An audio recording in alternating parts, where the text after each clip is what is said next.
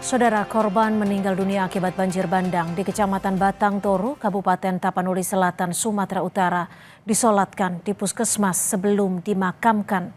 Sejumlah jenazah dikubur secara massal karena tidak diketahui identitasnya.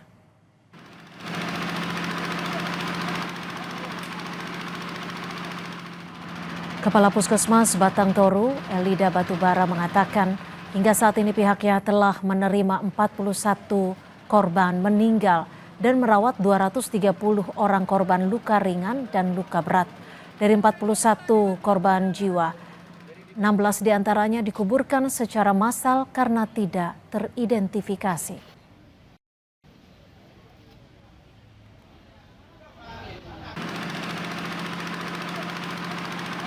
41 orang ya, yang 16 itu pemakaman massal ya. Yang tidak diketahui identitasnya, kita buat pemakaman massal di PTPN 3 Batang Toru. Untuk korban luka-luka di puskesmas sendiri ada berapa orang, Bu? Diperkirakan mulai dari semalam ada kira-kira 230 sekian. Terus Bu, untuk kemarin kan Ibu mengeluh kantong mayat, kekurangan kantong mayat, itu seperti apa tindak lanjutnya, Bu? Tindak lanjutnya itu semalam ada juga Pak Camat memberikan juga untuk tambahan kantong mayat ke kita ya.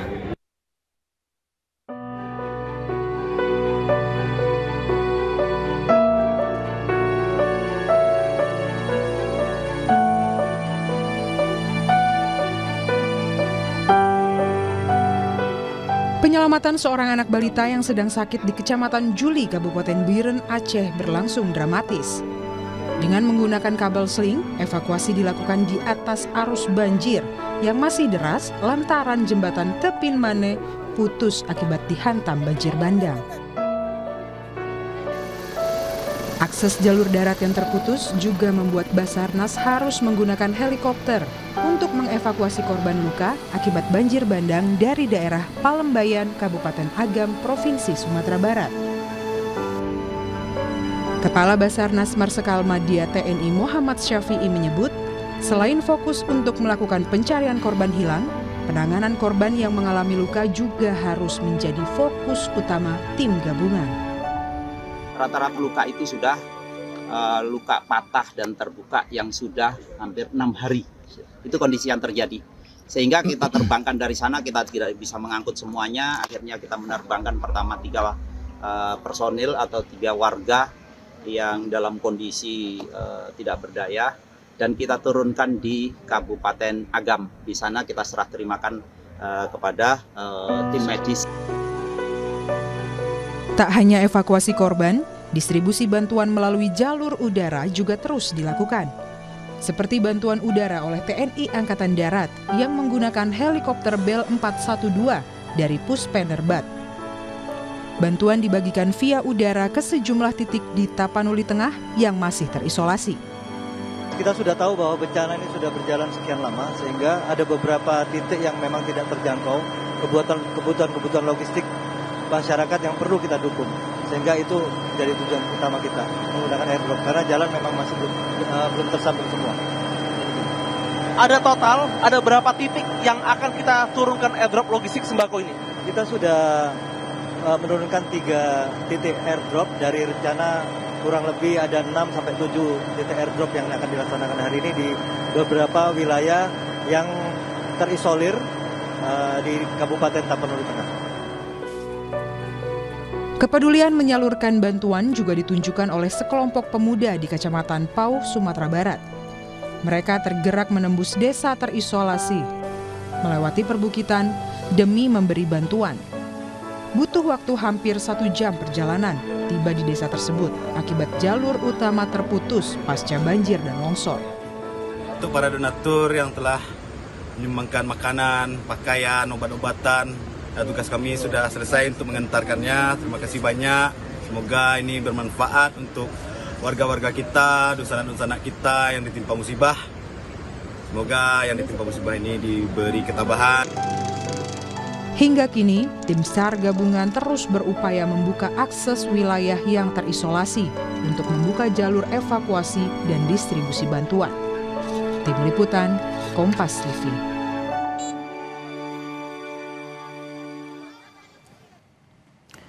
Saudara, distribusi bantuan dan evakuasi korban via udara masih terus dilakukan mengingat sejumlah lokasi masih terisolasi dampak dari banjir dan juga longsor yang terjadi. Lalu bagaimana proses distribusi bantuan lewat udara ini dilakukan? Kita berbincang dengan kopilot helikopter Bell 412, Letu CPN Hanif Abhirama. Selamat petang, Mas Hanif. Selamat petang, Mas.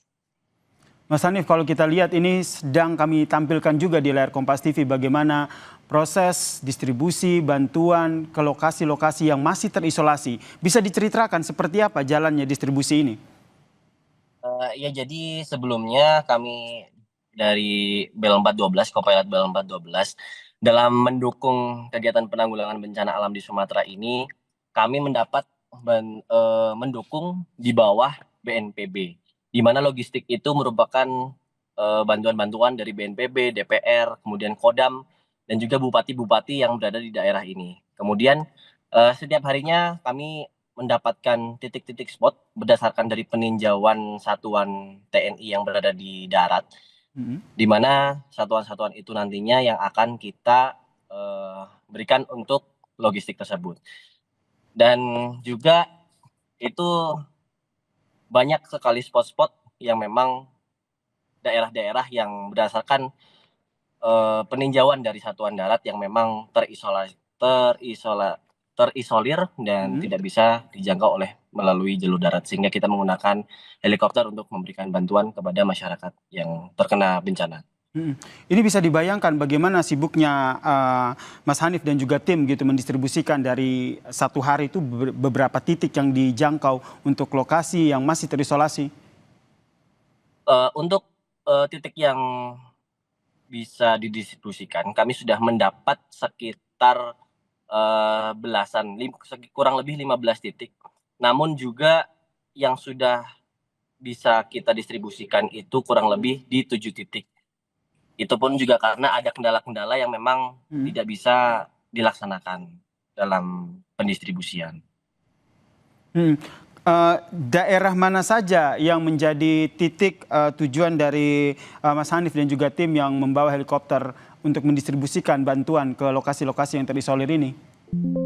Kemarin kami dan juga hari ini juga kami sudah melaksanakan bantuan pendistribusian logistik.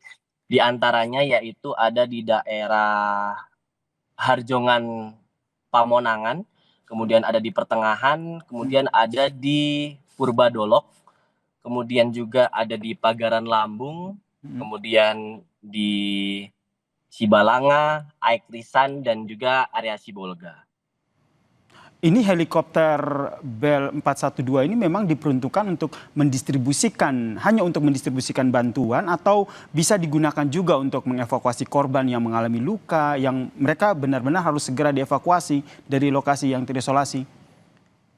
Jadi untuk sementara ini, untuk perintah yang tertuju kepada kami, untuk saat ini hanya memberikan dorongan logistik kepada masyarakat-masyarakat yang terisolir. Karena memang kondisinya seperti yang saya lihat dengan mata saya sendiri, ya memang banyak masyarakat-masyarakat yang tidak dapat mencari makan sehingga membutuhkan bantuan, terutama memang pada bagian logistik. Sehingga untuk saat ini pun sampai detik ini belum ada yang menggunakan evakuasi dengan Bell, namun hanya dorongan logistik saja. Baik, ini fokusnya helikopter Bell 412 ini fokus untuk mendistribusikan bantuan ya. Kemudian kalau kita lihat visual yang juga kami tayangkan saat ini disalurkan airdrop begitu, dilempar dari udara. Apakah memang ini karena memang kondisi di lokasi tidak memungkinkan untuk helikopter ini mendarat, atau ini dilakukan agar lebih cepat sehingga lebih banyak lagi lokasi-lokasi lain yang bisa terjangkau? Betul sekali, Mas. Jadi kondisi pada saat kita melaksanakan landing atau kita menuju ke spot, sebelumnya kita akan mempelajari medan terlebih dahulu, baik di Google Earth. Itu kita cek dulu ketinggian-ketinggian yang berada di titik tersebut, di desa tersebut. Kemudian pada saat kita ke sana, kita juga sudah menentukan di Google Earth, oh titik sini yang akan kita dukung. Namun pada saat kenyataannya ketika kita di sana, ternyata memang medan maupun bentuk kondisi daerah landing kita itu sudah tidak sesuai dengan apa yang kita saksikan di Google Earth, sehingga Kita pun pada saat ke spot, ke desa-desa yang tertuju, harus mencari-cari dulu untuk daerah landing zone tersebut, untuk menurunkan bahan makanan. Sehingga ketika kita landing pun, kita juga tidak berani sepenuhnya untuk landing, karena juga itu terdapat bangunan-bangunan masyarakat, kemudian juga tanah-tanah yang cenderung relatif miring dan tidak rata, bukan sebuah lapangan, sehingga kami memutuskan untuk hover ataupun hanya menyentuhkan satu skit saja untuk mendorong logistik tersebut. Oke, selain medan lokasi tempat di mana bantuan ini disalurkan, begitu kendala apa lagi yang biasanya dihadapi oleh Mas Hanif dan juga tim? Mungkin cuaca atau angin yang ada di sana? Betul sekali Mas. Kalau misalkan kita melaksanakan operasi di pegunungan, otomatis itu angin yang dibentuk itu akan lebih kencang daripada kita di daerah-daerah yang landai. Namun di sini karena kita melewati daerah-daerah pegunungan juga tentunya cuaca yang dimana tren di Silangit area menuju ke Sibolga itu di atas pukul 12 siang itu sudah cenderung mendung dan menutup karena kita melewati pegunungan-pegunungan. Nah itu juga merupakan salah satu kendala kami sehingga kita tidak bisa mendistribusikan secara maksimal. Karena apabila memang cuaca sudah tidak memungkinkan, kita juga tidak bisa memaksakan untuk mendukung distribusi dari logistik tersebut. Oke, ini mekanismenya berarti tim dari helikopter Bell 412 ini mendapat informasi dulu ya, di mana lokasi yang terisolasi, kemudian baru memetakan untuk berangkat ke sana. Dan pada saat di sana, saya juga ingin mendapatkan gambaran dari Mas Hanif, seperti apa kondisi ketika melihat lokasi yang terisolasi, warga yang berharap sekali bantuan disalurkan oleh Mas Hanif dan juga tim dengan helikopter Bell 412 ini. Iya, betul Mas. Jadi kita mendapatkan informasi dulu karena kita semua ini di bawah dari Badan Nasional Penanggulangan Bencana. Sehingga sebelum kita melaksanakan penerbangan, kita akan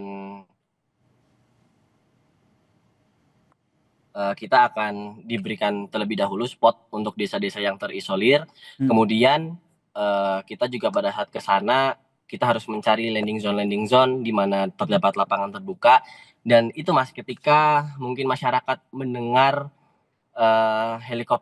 suara helikopter datang, itu memang sangat antusias Mas. Kami pun dari atas melihat masyarakat sekitar ya memang kasihan, namun tetap kita harus membawa load yang sesuai dengan kapasitas helikopter. Karena kita juga punya batas kemampuan dari helikopter itu sendiri, sehingga terbatas dalam pembawaan untuk helikopter tersebut. Dalam satu kali mendrop atau mendistribusikan bantuan ke lokasi yang terisolasi ini, kira-kira berapa bantuan logistik yang dibawa? Kalau untuk Bell 412 itu sekitar 500 sampai 600 kg. 500 sampai 600 kg ya. Ini Mas, berarti proses distribusi melalui udara ini masih terus dilakukan ya, Mas Hanif? Betul. Esok hari. Untuk saat ini juga masih terus dilakukan dan besok juga kami masih terus melakukan dorongan logistik karena di sini juga di Bandara Silangit masih banyak logistik yang memang harus kita distribusikan. Baik, doa kita bersama Mas Hanif. Semoga Mas Hanif dan juga tim yang melakukan distribusi bantuan via udara ini dapat terus melakukan distribusinya dengan lancar dan juga aman. Terima kasih Letu CPN Hanif Abhirama, kopilot dari helikopter Bell 412 telah berbagi ceritanya di Kompas Petang. Salam sehat.